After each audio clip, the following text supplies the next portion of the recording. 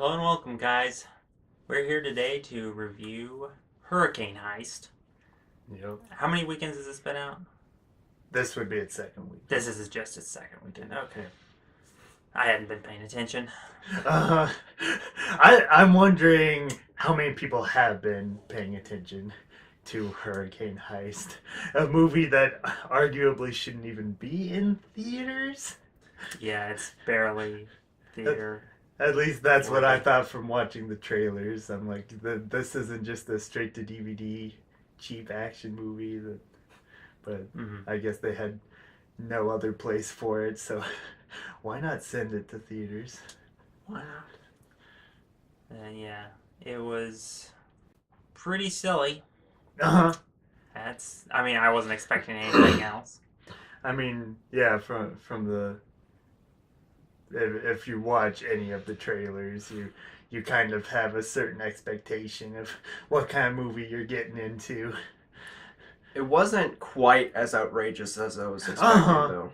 Yeah, that it took itself surprisingly seriously, but not to the point where some films, if I'm expecting like going into the theater hoping for something really goofy and just to have fun laughing at how crazy it is, and then it yeah ends up taking itself too seriously to the point where it's just boring.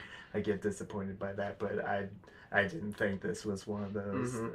That the more serious parts were still enjoyable, but then it was Competently done. Still felt, intentional where it was serious or silly, kind of. Like they knew what they were doing Yeah. most of the time. But yeah, I thought it was a fairly enjoyable premise to begin with. That you've got these bad guys that are getting ready to steal $600 million from a federal facility. That the money sent there just to be shredded anyway because it's old money. So why not steal it if nothing else is gonna happen to it? But yeah, then their plan all along was to just wait for a hurricane to come to use it as their cover for the perfect getaway. But then, yeah, you've got Toby Kebbell as a meteorologist, which I've always been a fan of Toby. He just doesn't always pick the right movies. But No, he doesn't.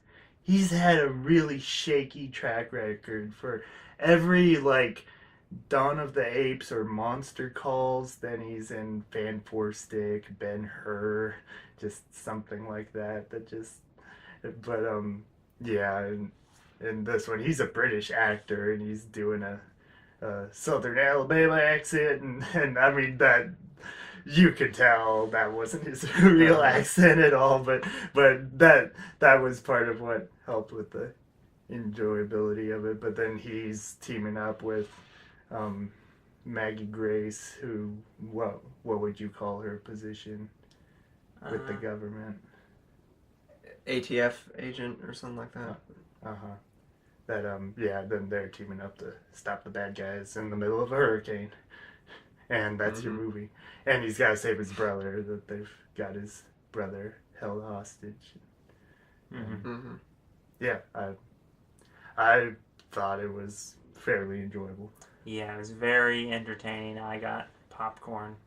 Almost didn't get popcorn, but I went back because I'm like, I'm going to want popcorn for this. It's good popcorn entertainment. We saw it on a rainy Saturday afternoon. This is the perfect movie for a rainy Saturday afternoon when you don't really have anything else going on. Just sit back, turn your brain off, and enjoy some just silly entertainment. And I thought the stormy setting kind of gave it an interesting vibe with some of the action. I thought was cool, but still a little goofy. This is a very cheap movie. The effects are really bad. But you could tell that from the trailers that yeah, watching a trailer for this movie, that's the movie you're getting. So either you go in expecting and hoping for that, or you'll be disappointed.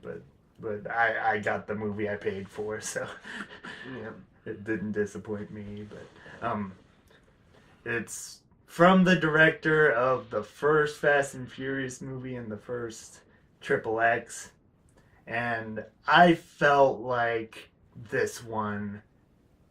I enjoyed this one more than the last few Fast and Furious movies myself. Because it didn't stretch as long as those have been. Those have been stretched into like 2.5 hours most of the time. This one was, what, just over 90 minutes or so. And yeah, it felt like that it has a pretty consistent pace. Felt like the short punchiness kind of helped it not go into the just kind of territory. Doldrums. Yeah. Yeah. Uh-huh. But yeah, acting was surprisingly solid, I thought, except for a few dodgy accents here and there. And except for a couple of like the background characters, like there's this one bad guy henchwoman chick that's a hacker or something that I'm like, you shouldn't be acting, I don't think. But other than that, like the leads and the main villain I thought were decent enough.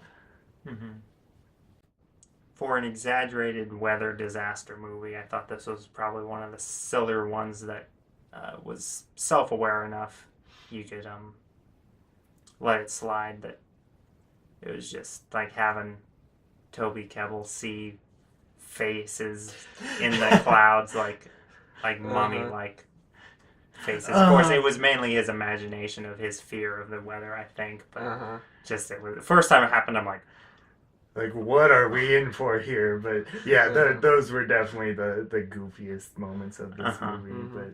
But yeah, since from the very beginning you have that moment, so I was very worried how weird this was gonna get. If at one point the hurricane was actually going to become alive. That people make jokes about Twister, that the tornadoes sound like they're roaring at the main characters as they're being chased from them, and I guess someone took that literally for this movie.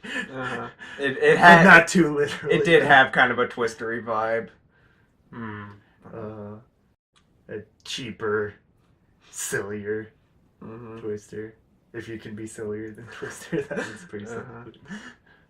Yeah. Yeah, for rating, I'm probably going more for a level of quality than it was very enjoyable, I thought, but on a quality-wise, I thought it was probably more of a 5.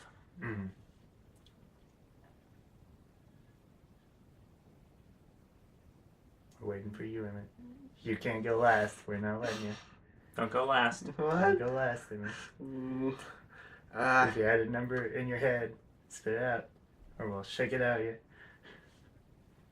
I'll go 6. 6. Okay. And then I'm going to give it a 6.5. Because, I mean, I knew it wasn't going to be anything mind-blowing or anything like that. That yeah, it's a cheap, kind of stupid movie, but it enjoyably stupid. And yeah, I thought it easily could have been way, way worse. It felt like there was some competency behind the camera at least, but yeah, taking it as it is, I wasn't disappointed. Yeah, I'm never sure how high I should rate stuff, if I should give stuff a fresh, just if I enjoyed it at all, or if I should, if I know that it's stupid, if I should give it below fresh or not. It's all your own preference. Yeah. But I mean, I enjoyed it, so. I kind of went in the middle of the, whether I enjoyed it or admitting it was kind of cheesy. But just as long as you know what this movie is, you're not going to be disappointed. Yeah. So I wasn't expecting any more, and I didn't get any more, so it wasn't a disappointment. So. Yeah, that was our thoughts. See you guys later.